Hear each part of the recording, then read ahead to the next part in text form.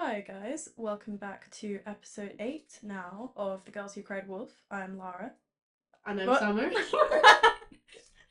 That's not happened before. Let's try that one again. Okay, right. I am Summer, And I'm I Lara. think. And we are the aforementioned girls. Summer's having a bit of an identity crisis. I am. Over I in am. the I love Lara, I'm obsessed with her, and I want to be her. So Yeah, don't we all? we're Don't we switching all? names. Alright. Yeah, this is what happens when we have, when we don't hang out. We didn't hang out for the past week. And, we were both having severe withdrawals, and I was Yeah. convinced Summer was mad at me. Why? I don't know. Of course not. No. That was really weird. I think it's because you usually open. Or Maybe. you usually say I'm Lara first. That's true. That's I the do script. say that. Anyway. I do say that. Anyway, What are we talking about today, Summer? we are going to be talking about Persuasion and the art of the final novel. Which is a very interesting Yeah. topic. First off, any updates? Any life updates? No, No. no. I've had a very eventful week. Oh, I've posted on my Substack, so go listen to that. Go read Summer Substack. The sum total. I've just come off a 5-day bender, so I'm currently sounding quite and 2 weeks of antibiotics, so I'm sounding quite ill. So I'm very sorry about that. If you have to hear me how do you say stuffy nose? How you say? No, enrhumé, I'm a bit, Je ne sais quoi. Yes, I'm a bit enrhumé, so sorry about that. But kind of to give a brief overview of the episode, we're gonna go over the origins, the origins of the This novel. is a terrible start. Okay. We're gonna look at Jane Austen and Persuasion. Then we're gonna look at the idea of what a final novel is before we give our closing thoughts.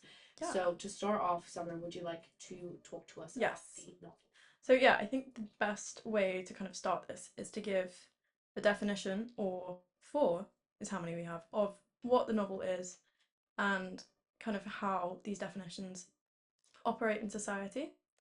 So Wikipedia defines the novel as an extended work of narrative fiction, usually written in prose and published as a book. And then the Oxford English Dictionary defines it as any of a number of tales or stories making up a larger work, a short narrative, this type, a fable. And then they have a second definition that says a novel is a long fictional prose narrative, usually filling 1 or more volumes and typically representing character and action with some degree of realism and complexity, a book containing such narrative. Samuel Johnson in 1755 defined it as a small tale, generally of love. So there are some very loose and almost contradictory definitions of what the novel actually is, and I think this is made for a really interesting setup of what it looks like in practice throughout time.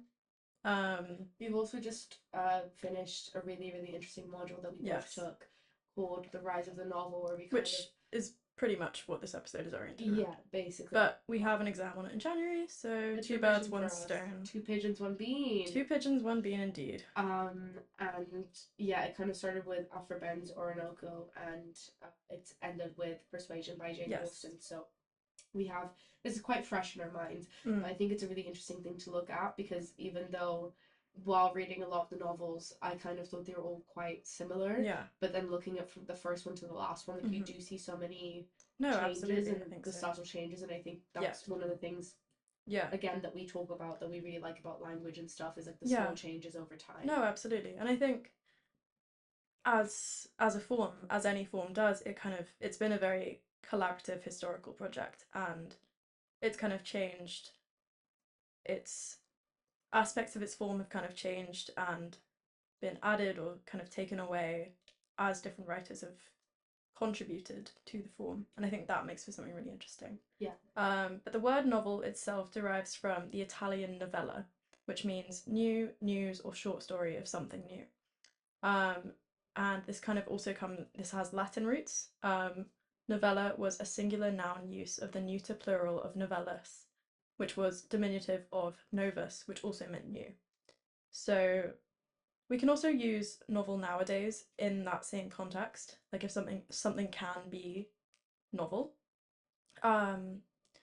which I think, makes for something really interesting if you kind of look at how late the novel kind of came into the literary canon.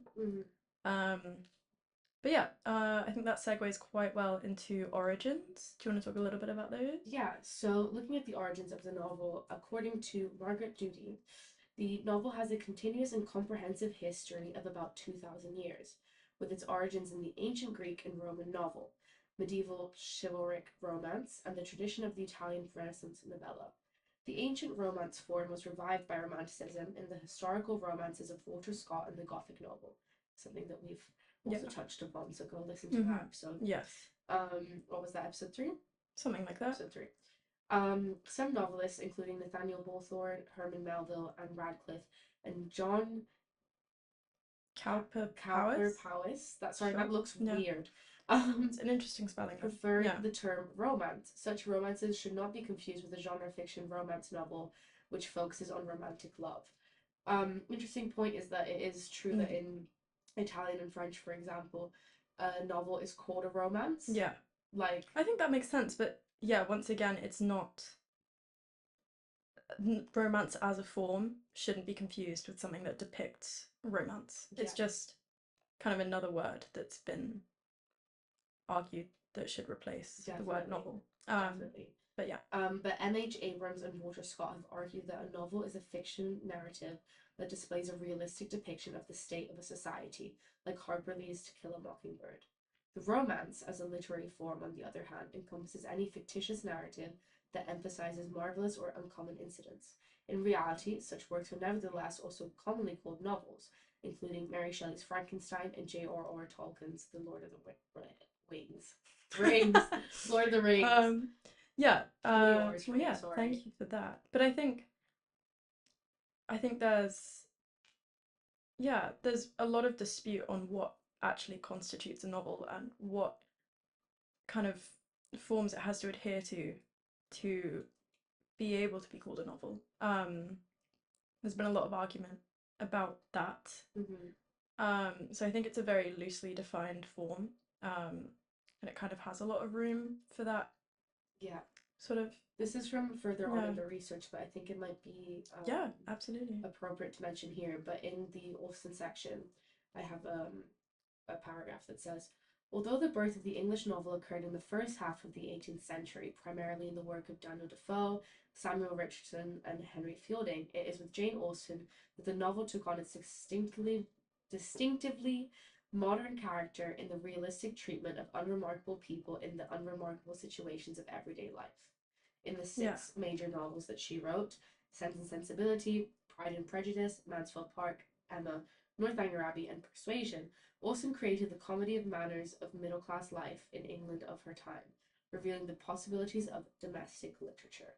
Which I think is a really interesting point to have. But yeah, no, definitely there is a lot to be said about, like, well, I mean, we have a very anglicized perspective of the novel. Yeah.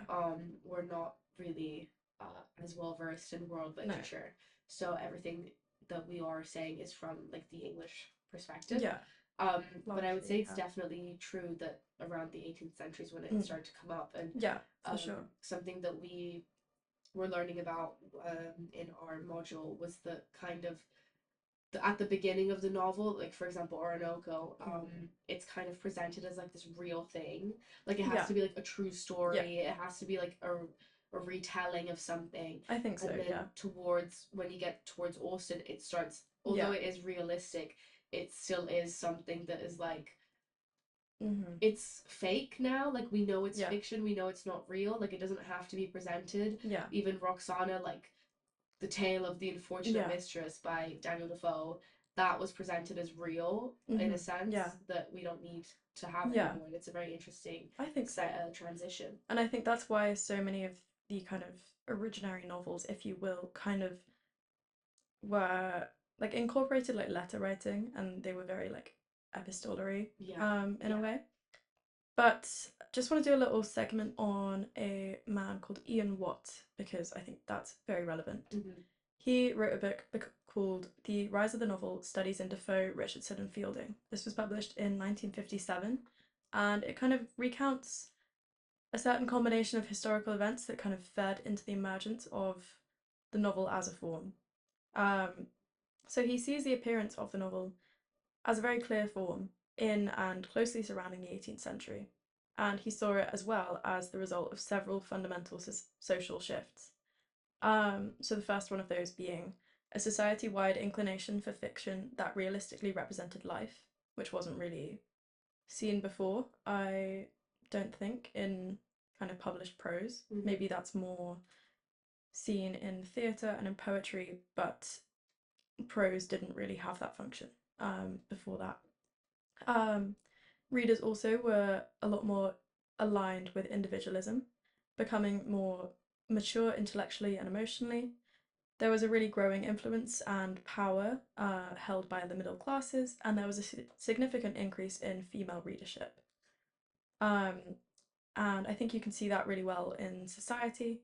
And Josephine Donovan has an essay called Women and the Rise of the Novel, a Feminist Marxist Theory. I feel like this is your jam, so if you want to... Oh, anything Marxist, I'm like, we have a ears have perked up. Couple little quotes from that. So the first quote here is, numerous critics and literary historians have noted a connection between the emergence of the novel as a genre and the establishment of capitalism as the dominant economic system in Western Europe. Other scholars and theorists, beginning with Madame Stael, Style? Stale? I don't know. Yeah. Have recognized the connection between the rise of the novel and the entrance of large numbers of women into the arena of literary production for the first time in history.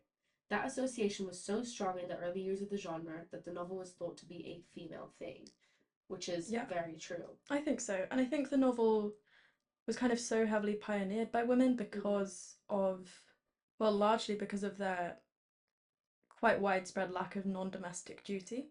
They very much had the time and the space to write longer works, while men were kind of in employment or whatever it may be. Yeah, and think like a room of one's own. Yeah, exactly. Kind of vibe. And on the topic of novels and female authorship and readership, this is a quote from Northanger Abbey, another Jane Austen novel. And it says, I'm no novel reader. I seldom look into novels. Do not imagine that I often read novels.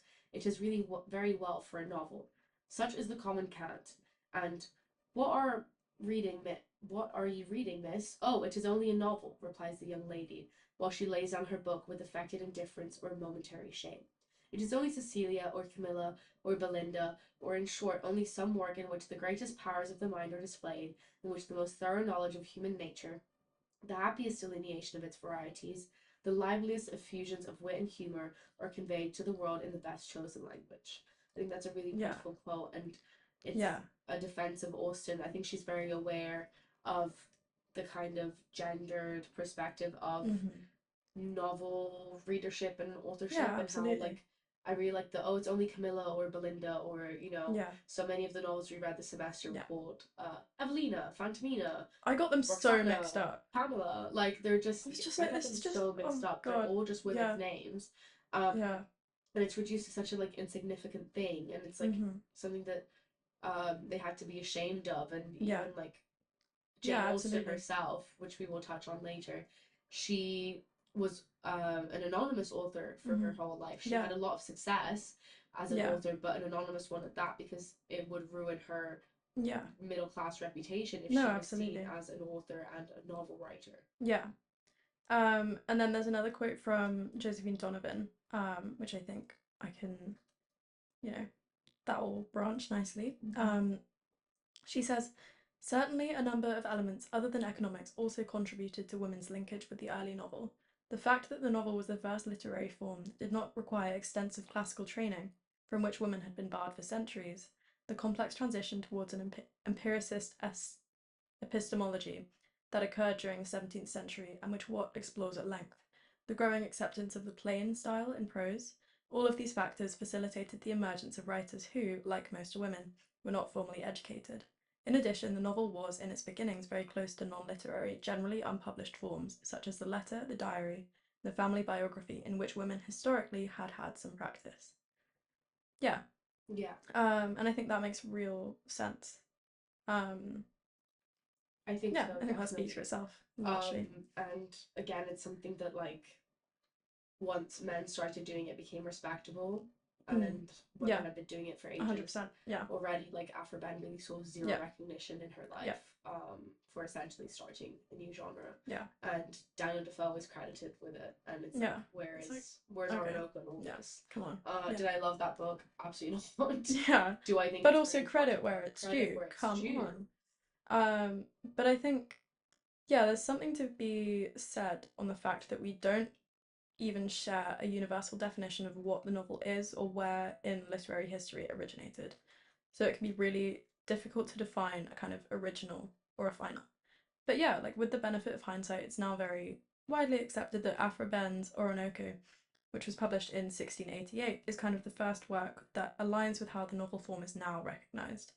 And on this front, many would call Jane Austen's Persuasion, which was published in 1818, the final stage in the kind of form, like the form's development. Yeah. If you will. Definitely. Yeah. And shall we talk about Austen? Yeah, absolutely. Let's do that. So we've got a short biography of Austen. Yeah. Would you like to start off? Yeah, with absolutely. that, Summer? So Jane Austen was also, born... sorry, shout out to Encyclopedia Britannica for helping me We love you. these facts. Yeah. We really appreciate you. We did plan this episode in like half an hour, but it's fine. But no one needs to know. You don't know that. No one needs to know. Of course not. Jane Austen was born on December 16th, 1775, and she died on July 18th, 1817. Oh, so it's almost her birthday. Yeah. It's December 9th today. Aww. Baddie. She was an English writer who first gave the novel its distinctly modern character through her treatment of ordinary people in everyday life. She published 4 novels during her lifetime. These were Sense and Sensibility, 1811, Pride and Prejudice, 1813, Mansfield Park, 1814, and Emma, 1815. Girl was on a roll. Yeah. That's like 4 books in 4 years. Yeah, crazy. Wild. In these and in Persuasion and Northanger Abbey, which were published together posthumously in 1817, she vividly depicted English middle-class life during the early 19th century. Her works really defined the era's novel of manners, but they also became quite timeless classics that have kind of retained very critical and popular successes for more than 2 centuries after her death. And that's very, very powerful. Just to touch on something, we've mentioned this a lot, but a novel of manners is a fictional genre focusing on the customs, social behaviors, and conventions of a specific, often upper or middle class society, exploring how these strict norms dictate characters' lives, relationships, and marriage, and moral choices. So Jane Austen's work are prime examples. Yeah, I think of for sure. Evelina by Frances Burney, for example. Age of Innocence, Portrait of a Lady. These are all examples of that. But her earliest known writings date from about 1787, during which she was 12, by the way. Yeah. Crazy. And then between then and 1793, she wrote a large body of material that survived in 3 manuscript notebooks. These were Volume the First, Volume the Second, and lo and behold, Volume the Third. Whoa. Who would have thought? These contain plays, verses, short novels, and other prose, and they really show that Austen engaged in kind of the parody of existing literary forms, notably the genres of like the sentimental novel and sentimental comedy. And her passage to kind of more serious view of life, from like the exuberant high spirits and extravagances of her earliest writings, is really evident, maybe most evident, in Lady Susan, which was a short epistolary novel. That's a novel which is a through letters. Yes. Written about 1793 or 94, and it wasn't published until 1871. So the earliest of Austen's novels published during her lifetime, which was Sense and Sensibility in 1811, was begun about 1795 as a novel in letters called Eleanor and Marianne after its heroines. Between October 1796 and August 1797, Austen completed the first version of Pride and Prejudice, then called First Impressions. She was really not good at naming her own. No. Like Persuasion was supposed to be called The Elliots. Oh, interesting. Amazing writer. Yeah. Great at naming them. Yeah. Originally, no. I like that she calls all the best characters Jane. Yeah, that's true. Like they're all the one. They're all like so funny for that. Yeah, they're all like the most put together ones. Yeah. Anyway, I find that funny. I would do that. In 1797, her father wrote to offer it to a London publisher for publication, but the offer was declined. Northanger Abbey, the last of Austen's early novels, was written about 1798 or 1799 under the title Susan. Fair enough. No. Girl loved her names. No, I like Northanger Abbey more. Yeah. One of the original Gothic novels. Yeah. Fun fact. Also a fabulous, fabulous book. It's the only other Austen that I've read. So I've read Yeah. Persuasion, I've read Northanger Abbey. Yeah. Have you read any? I read Pride and Prejudice ages ago. That's brave. Yeah. Thank you. But yeah, so in 1811, Austen had begun Mansfield Park, which was finished in 1813 and published in 1814. By then, she was an established but anonymous, as we had mentioned, author. She had published Pride and Prejudice in January 1813, and later that year there was a second edition of Pride and Prejudice and Sense and Sensibility. So in the 18th and 19th centuries, it was kind of like the way that you knew if a book was popular is if you had a new print, like a new edition. Yeah. Which means that it was in demand because they only had X number of editions, and then if it's a second edition, then that means it's like it was popular, third edition, etc. So that's a really good marker of her popularity at the time. Yeah. But yeah, Pride and Prejudice was the fashionable novel of its season. Between January 1814 and March 1815, Austen wrote Emma, which appeared in December 1815. Persuasion was written between August 1815 and August 1816 and published posthumously with Northanger Abbey in December 1817. That was so many years. Sorry, very... So many numbers. Very, a lot of numbers. I'm like, ugh. No. But in the years after 1811, they were the most rewarding of her life. So after her first novel was published. Yeah. She had the satisfaction of seeing her work in print and well reviewed and of knowing that the novels were widely read. They were so much enjoyed by the British Prince Regent, who was later King George IV, that he had a set in each of his residences, and Emma, at a discreet royal command, was respectfully dedicated to him. Pretty good. The reviewers praised the novels for their morality and entertainment, admired the character drawing, and welcomed the domestic realism as a refreshing change from the romantic melodrama that was then in vogue. Nice. But yeah, for the last 18 months of her life, she was very, very busy writing. Early in 1816, at the onset of her fatal illness until August that year, she was very preoccupied with Persuasion, when she looked again at the manuscript of Susan, which would then become Northanger Abbey. She supposed that she was suffering from bile, which was a fluid secreted by the liver. Oh my god, is this the, what's it called? Humoral theory. Humoral theory. Can't do that again. Have you mentioned this before? Maybe. I don't know. I think about it all the time. I don't know if we've mentioned it on the podcast. But do you want to explain what humoral theory is? So apparently we have four. Have you seen that video? No. Apparently I've never been on live television before. you know the... What is it with us and the accents today? No, you know the video of the kid on the news and he goes on the roller coaster and he's like, I don't watch the news. No? Okay. Sorry. The listeners will understand this. You sound like the guy from My dad would get this. Alright, so it's whatever. Like, she can't come in here like some kind of big lady and tell me what to do. I haven't seen that. Anyway, okay. Sorry, humoral theory is this idea that you have 4 liquids inside you. This was pre-modern medicine. Yeah. Pre-bacteria and germ theory. So you had black bile. Yellow bile, blood, and phlegm. Yeah. Phlegm. Phlegm. But black bile was the one that you could never find because it was actually in your spleen. It was basically the idea that you need, like a balance between all the humours. Yeah, but they thought that like if you like cut open someone's spleen and look for the black bile will run away because it doesn't want to be seen. So That's run away insane. to like the finger or something. Anyway. But yeah, I think humoral theory is really funny.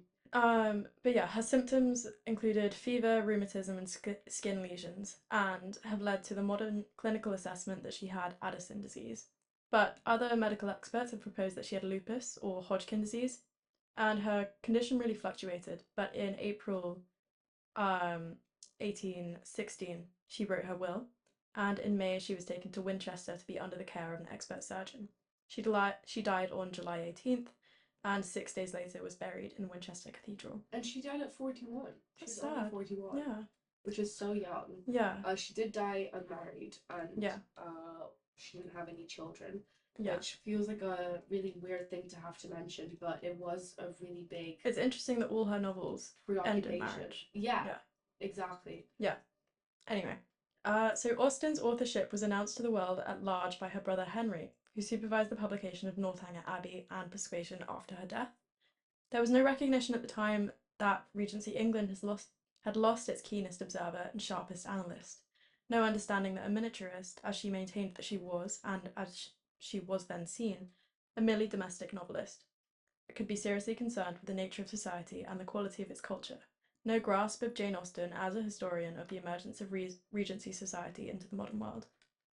Yeah, and I think that Yeah, that's it really is sad. sad Yeah, that she wasn't recognized during her lifetime in the way that she's revered yeah. today. But I mean, she definitely but got the she saw. got to soar. Got. What a day! What a day! She definitely got to witness her own success. Yeah, but it that's wasn't true. attributed to her, which must have been Which is a double-edged quite sword, devastating. but Yeah, to be a woman at the time and have yeah, any publishing at all, yeah, unfortunately, was such a humongous win. yeah, And I think it is quite sad that she didn't get yeah. to see it, but I mean, she got to see she it, got but to it see some wasn't. of it, you know? No one got to see her. Yeah. Yeah, Um, but her three early novels, let's talk about them. yeah, Her six novels. So they're kind of classed as the early novels and the mature novels. So the three early novels are Sense and Sensibility, Pride and Prejudice, and Northanger Abbey, which is crazy because I always thought Sense and Sensibility and Pride and Prejudice were some of her later novels because yeah. they're so like Well, they're probably her canon. the most well known. work. Yeah, for sure. But surprisingly, they're not. Mm. They form a distinct group in which a strong element of literary satire accompanies the comic depiction of character and society. And then in her mature works, which are Emma, Mansfield Park, and Persuasion, the literary satire is still present but is much more subdued and is subordinated to the comedy of character and society. Nice. Compared with the works of many of her contemporaries, Jane Austen's novels continued to enjoy large readerships in the late 20th and early 21st centuries. Indeed, her well-crafted and entertaining stories about smart young women and her deft treatment of issues of power, class, and gender have retained their relevance, speaking to universal truths about love and happiness. Love that.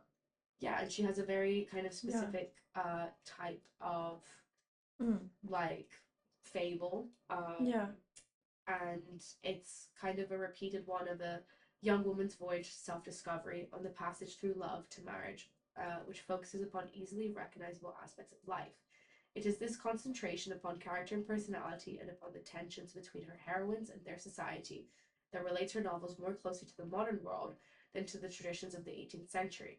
It is this modernity, together with the wit, realism, and timelessness of her prose style, her shrewd amused sympathy, and the satisfaction to be found in stories so skillfully told, a novel so beautifully constructed that helps to explain her continuing appeal for readers of all kinds.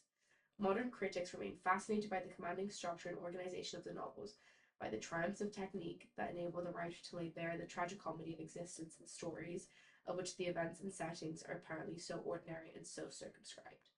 I think that's very well put, and I think so. Yeah.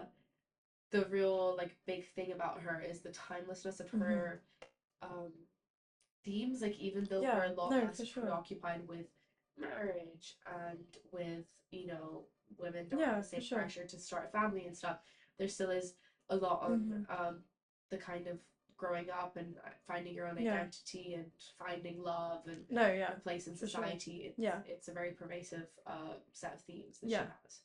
Yeah, I would love to like read a novel that she wrote today and see kind of what that looked like. Yeah. If she But I'm telling you, like when I read Northanger Abbey, I read it in like 2 days because it was so funny. Yeah. And I was on this train and I was actually cackling. Love like that. I thought it was so funny. I really liked her humor. I do like her humor. I think it's very dry. But yeah, we're gonna be segueing onto Persuasion now. So being that we're kind of talking about the novel and its form, I think this is really good because it's largely been coined as the final novel. Yeah. 1 second. Not just hers, but kind of more socially. But yeah, Persuasion kind of, I think, is the most relevant work for us to talk about in the context of this episode because it's largely been coined the kind of final novel, not just of hers, which it was, but kind of in the development of the form more socially. Yeah, people kind of say it's the last piece of the puzzle, if you will. Definitely. But yeah, published in 1817, and it tells the story of a second chance the reawakening of a love between Anne Elliot and Captain Frederick Wentworth, whom 7 years earlier she had been persuaded not to marry. Now, Wentworth returns from the Napoleonic Wars with prize money and the social acceptability of naval rank. He is now an eligible suitor, acceptable to Anne's snobbish father and his circle, and Anne discovers the continuing strength of her love for him. My favourite passage of this book is when she gets really, like, how can I say, excited. Yeah. When her nephew is crawling on her back and Captain Wentworth, like, removes him from her, and she's just like, oh my god, like, he's so strong, and like he's looking at me, and that's why he rescued me, like, blah blah blah. And I just think she's so real, because I also absolutely behave in that manner, as we know. But I also think that this novel was maybe doing something that not many others were, in that it starts midway through the love story. It's not like boy meets girl, they get married, happy ever after. That a lot of her novels are, her previous novels are like as well. But this one begins midway, when she's had 7 years of her life after meeting the love interest. It's kind of interesting that it starts midway when she's a bit older, and I think that must have felt quite liberating to also see readers in a way. Sorry. Because Anne's 27. Yeah, 7 and 20. 7 and 20. Yeah. But we only get to see this love story through hindsight.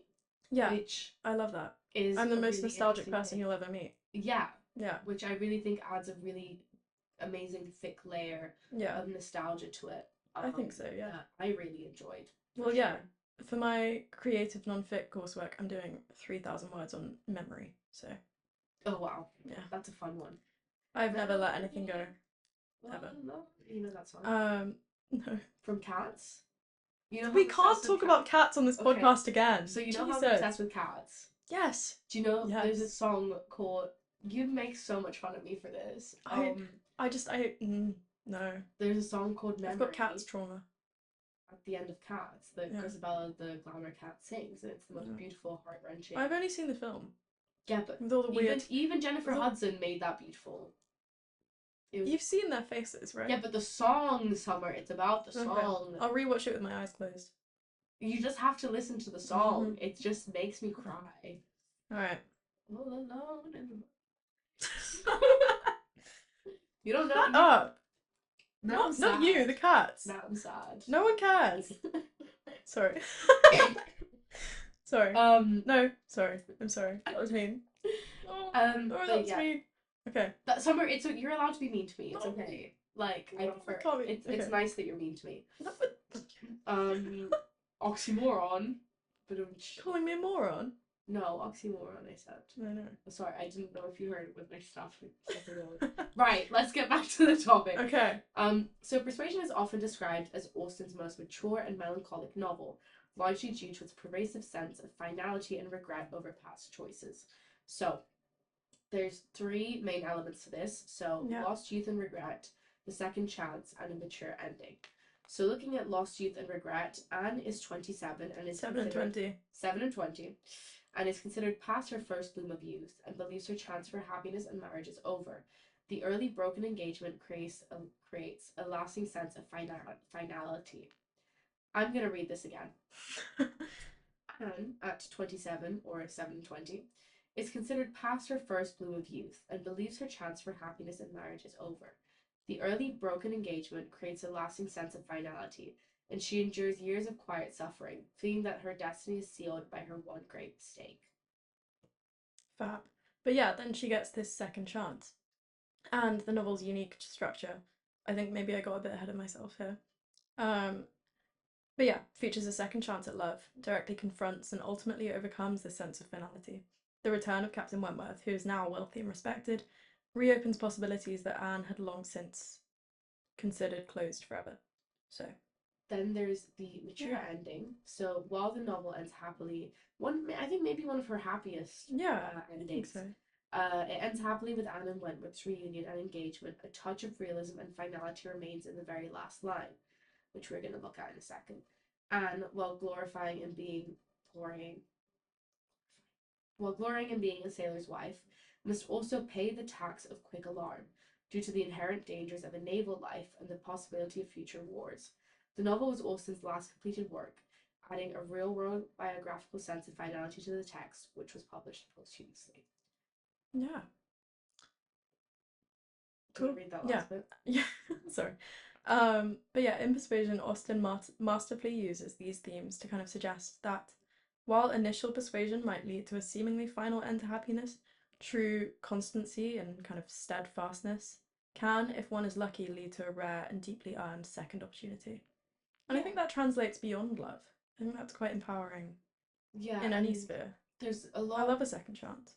even though she Yeah. is 7 and 20. Yeah. We need to stop, we're so unfunny. Which is not that old, but it was at the time. Yeah, definitely was at the time. Yeah. Well, think about us when we're gonna be 27.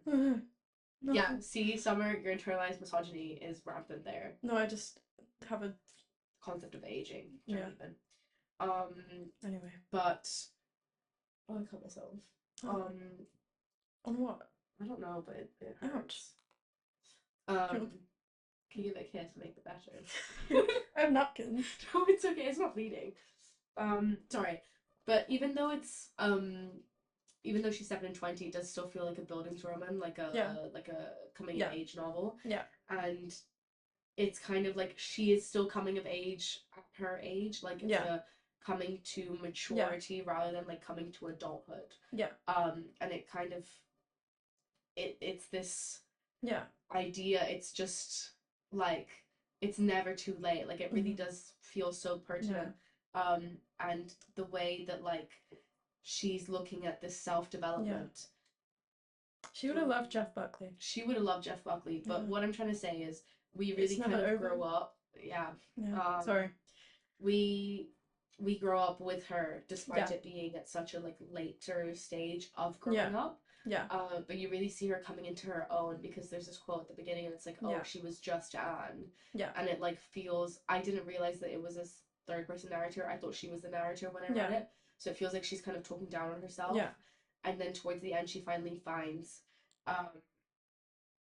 the strength to stand up for herself. And like she gets a lot of flack for being persuaded, I guess, to do something that she didn't want to do. But at the end of the day, like, there really is this kind of comedy of manners in the sense that like she really had no other choice. Like for sure. At the end of the day, like this was the best option for her at the time. And I really like this idea that, you know, just because something is the best option at the there's no sense of regret in the novel. There's a sense of like change and adaptability rather than like, oh, I made a mistake, I need to fix it. It's more like, oh, my situation is different, I can amend that. Should we give some quotes from the book that kind of let's allude to that effect? Leave the final one for last. Would you like to read the first one? Anne Elliot, with all her claims of birth, beauty, and mind, to throw herself away at 19, involve herself at 19 in an engagement with a young man who had nothing but himself to recommend him and no hopes of attaining affluence, but in the chances of a most uncertain profession, and no connections to secure even his farther rise in that profession, would be, indeed, a throwing away, which Lady Russell grieved to think of. Lady Russell is the one who persuaded her at the start to not marry. Captain Wentworth. But yeah, I think that quote really shows a lot of what we were saying. It's like, you know, to throw herself away at 19, involve herself at 19 in an engagement with a young man, but nothing but himself to recommend him, no hopes of attaining affluence. Really like shows the societal expectations that were upon her. No, absolutely. And I think she does a really good job of like holding up that mirror to society and kind of saying, you know, like reputation and financial stability isn't the be all and end all of love. And holding up a mirror is really such a good way of putting it because it doesn't feel like a humongous critique. No. It feels like I think it's empowering. A mirror. Yeah. The final quote that we have here is, she gloried in being a sailor's wife, but she must pay the tax of quick alarm for belonging to that profession which is, if possible, more distinguished in its domestic virtues than in its national importance. I think that's a really kind of uneventful final line. Yeah, but I like that it's uneventful in that sense. I think that bookends the novel really well, ironically, because because it kind of starts mise en scène, if you will, and it ends the same way. And it Like being the final line of the final novel really says a lot. And like, yeah, you get do a you real. think she thought that it was the final line of her final novel? That's the question. But I think you get a real feel that you've there's something that like you're unaware of what's happened before the novel, you're unaware of what happens after it. I think it's just a really nice. It serves as like a snapshot into just a time. I don't like when a novel is super clean cut. Yeah. Tristram Shandy, I'm looking at you. Um, but yeah, no, I like that it starts mid action and ends the same way. No, definitely. Because I don't think that's something that many other writers were doing. Persuasion really deals with the awareness Austen had of her own mortality. On the theme of finality, it often revolves around the idea that first impressions and decisions are not always final. Love can be rekindled and circumstances change over time. These reflections on the nature of love and constancy, acknowledging the feelings that can persist despite separation, and the narrative also considers how change affects perceived finality, suggesting that time brings clarity and that past suffering can be reevaluated. Ultimately, the story's conclusion emphasizes that the reunion was strengthened by their separation, contrasting with an initial sense of a permanent break. Love that. Which I think is a really yeah nice way of yeah being for put. sure. So, lastly, we're going to talk about the concept of the final novel. Summer, would you like to read out the definition that we've got there? Absolutely. I'm lost. No, you're not. You're here. Yeah, so in terms of the final novel, it usually refers to the last book of an author published before their death, or a posthumous work, but it can also mean the narrative conclusion of a story and often uses an epilogue or denouement to wrap up loose ends, show character fates or hint at sequels, providing closure and a final reflection for readers. It's a concluding part of the reading experience and leaves a really lasting impression. This term I found called a swan song. I love a swan while doing some research. Lana Del Rey. Lana Del Rey. It's the term that is used for final novel a lot. And this comes from the general expression for final work or performance by an artist. Yeah. So the phrase originates from an ancient Greek and Roman belief that swans were typically silent during their lives and would sing a single beautiful and haunting melody just before they died. This belief became a popular proverb and was referenced by figures like Plato and Shakespeare, cementing its place in Western culture and language. While modern ornithology, thank you. Study of birds. Study of what? The study of birds. Oh, okay. Ornithology. Thank you. I learned something today. Has debunked the myth of a grand operatic final song. Some species do make a plaintive musical notes near their death. We've also got some some famous final novels, such as The Brothers Karamazov by Dostoevsky, 1984 by Orwell, Picture of Dorian Gray by Wilde, Confidence Man by Melville, Diana Deronda by George Eliot, and Finnegan's Wake by Joyce. And these are kind of seen as like the magnum opus a lot of for sure. these authors' works. Yeah. But I also think beyond the final works of individual writers, Persuasion's largely been coined as the final novel, just as the final novel, not just of Austen's, but in a grander sense. Yeah.